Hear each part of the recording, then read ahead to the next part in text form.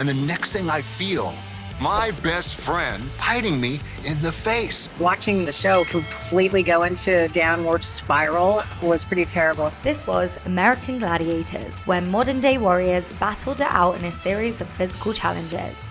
Part sport, part game show, but all American. American Gladiators. Nothing was staged ever. In every episode, regular folks would go up against the Gladiators, a group of superhuman athletes with names like Nitro, Laser, and Gemini. You're never gonna defeat 220 pounds of twisted steel and appeal. But behind the scenes, it was a dark world of twisted secrets. Walked into their dressing room and saw that there were syringes and needles lying around. The Gladiators trained rigorously, pushing their bodies to the limit to look their best. But just training wasn't enough to maintain the kind of physique the audience expected to see. Little man got lucky, it won't happen again. Dan Clark, stage name Nitro, explained how the show let its stars get away with using steroids. And they just said to us, hey, we're gonna test you guys. And I thought they're testing us that day.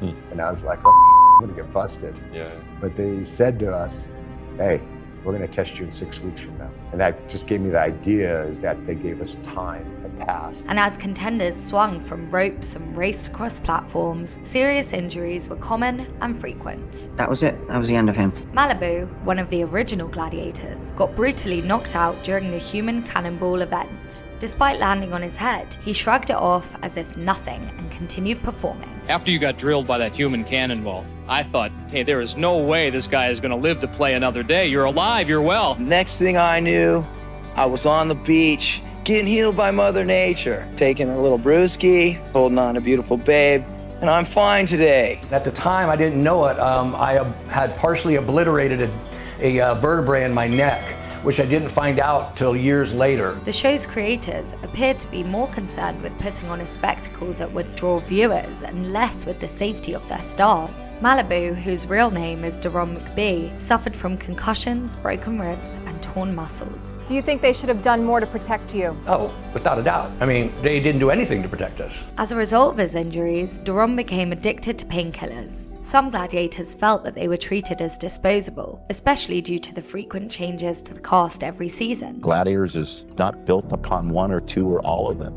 You know, you could change the whole cast every year if you have to.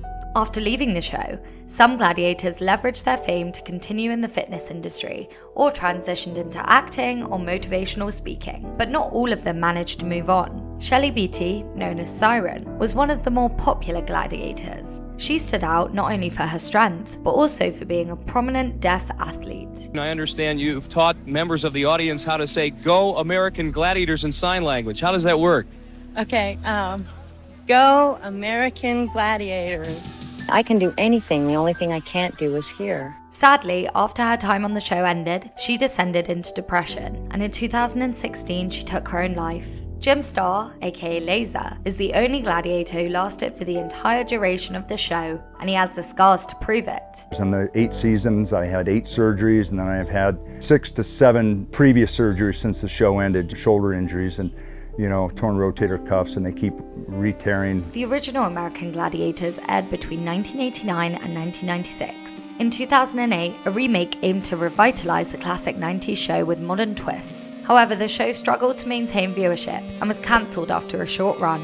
The original Gladiators continue to face their challenges head-on, just like they did in the arena.